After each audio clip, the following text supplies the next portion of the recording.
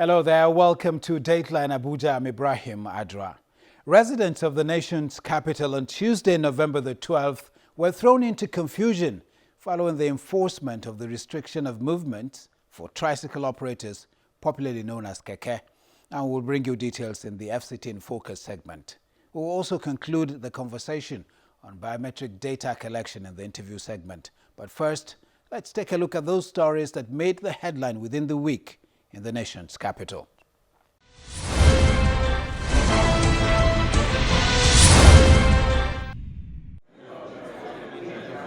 Former Minister of Finance Dr. Ngozi Okonjo-Iweala is leading a campaign on how to reduce youth unemployment in Nigeria through social media platforms.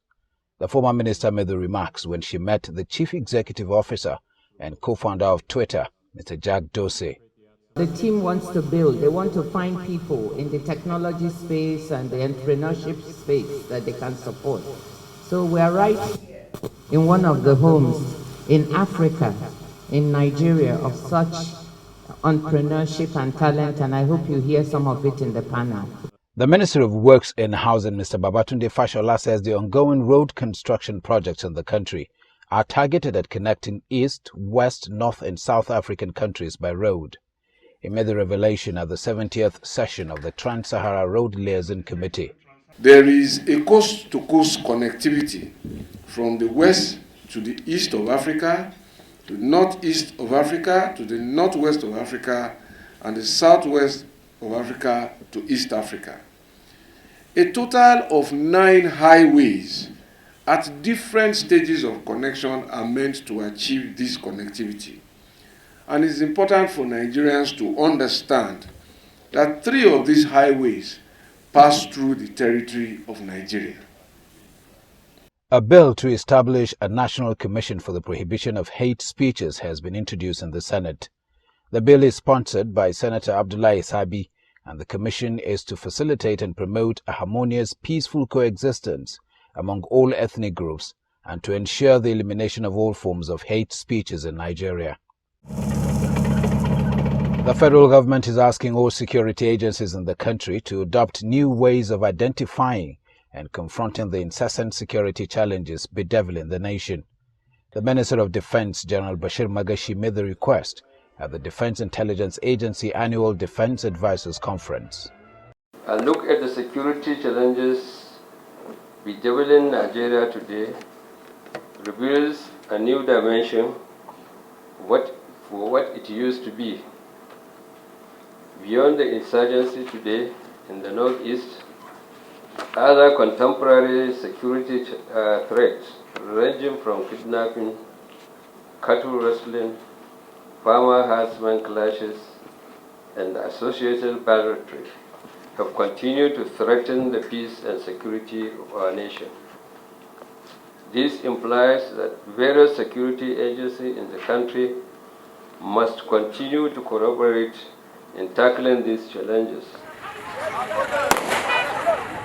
Personnel of the Department of State Services used gunshots and tear gas to disperse protesters who gathered around the headquarters of the service to demand the release of the detained convener of the #RevolutionNow, Mr. Omoyele Sowore. Mr. Sowore, who is standing trial for alleged terrorism, is being held by the Department of State Services despite a court order granting him bail.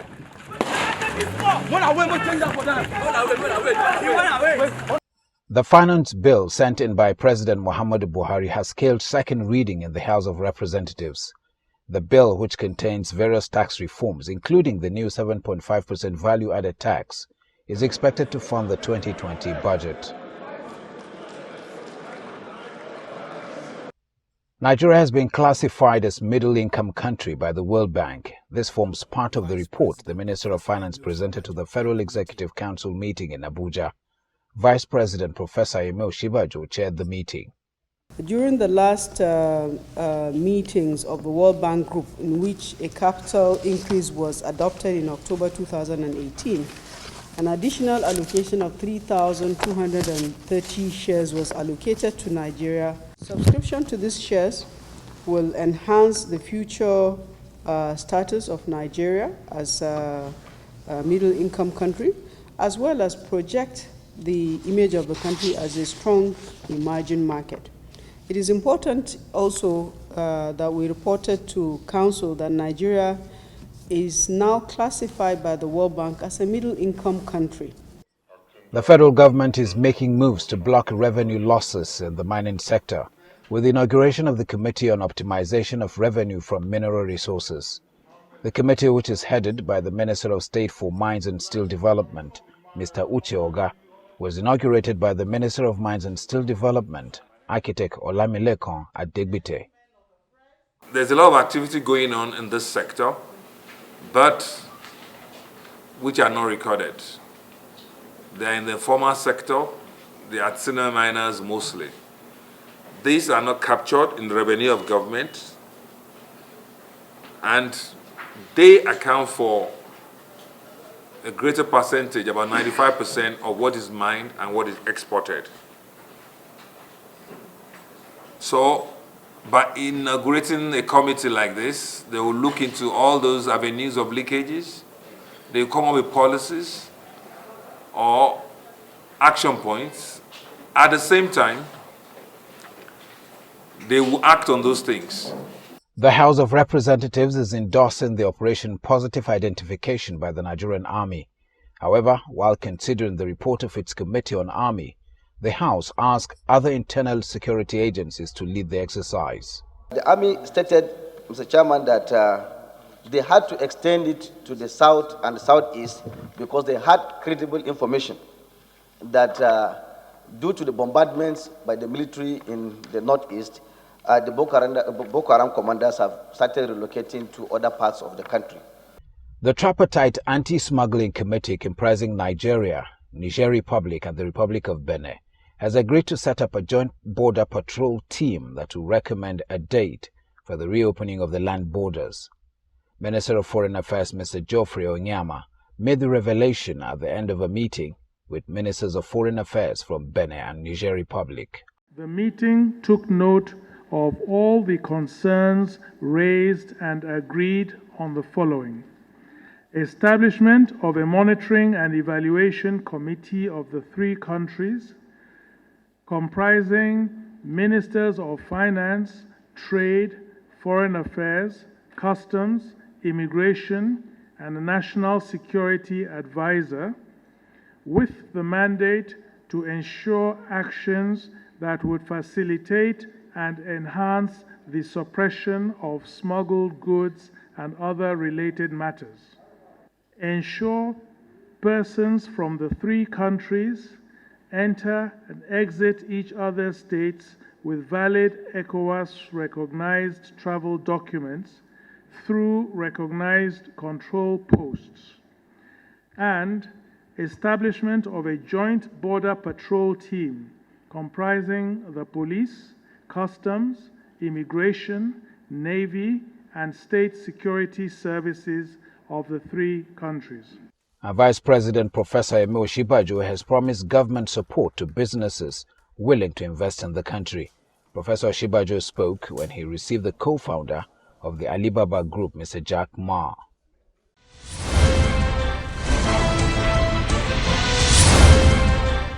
Welcome back. Operators of tricycles in Abuja are threatening to seek redress at the National Industrial Court of Nigeria over the enforcement of the restriction order by the Federal Capital Territory Administration, which has led to the arrest of some of their members. Listen to this week's FCT in Focus for details.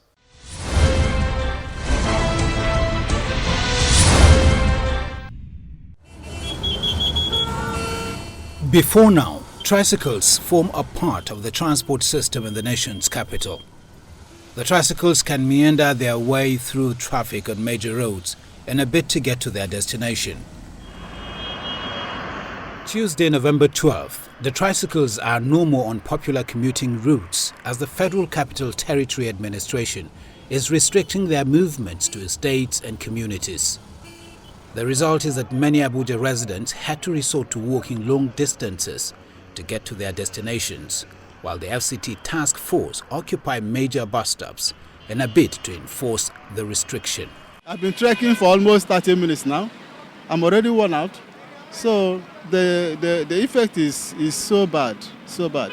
So I'm appealing to the government to revisit this trend. You know, if they are being restricted, to which area are they restricted? If they are banned, is it totally banned?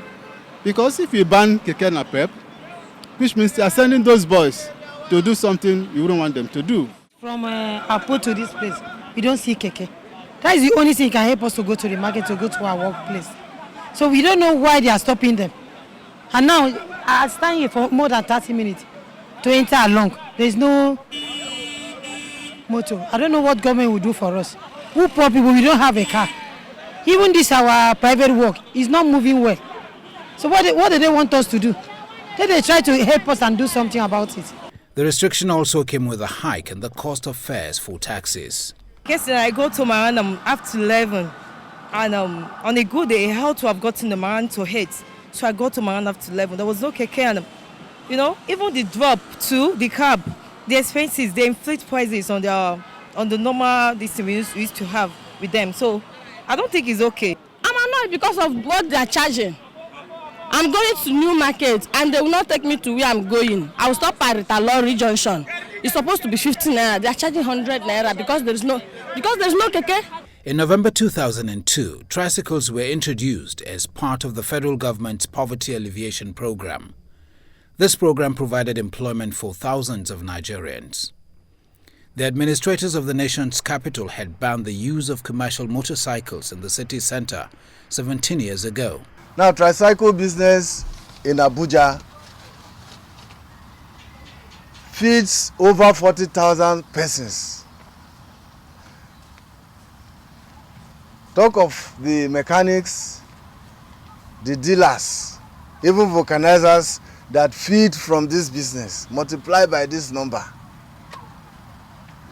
This action of FCTA is going to render these people jobless. And we are talking of unemployment in the country.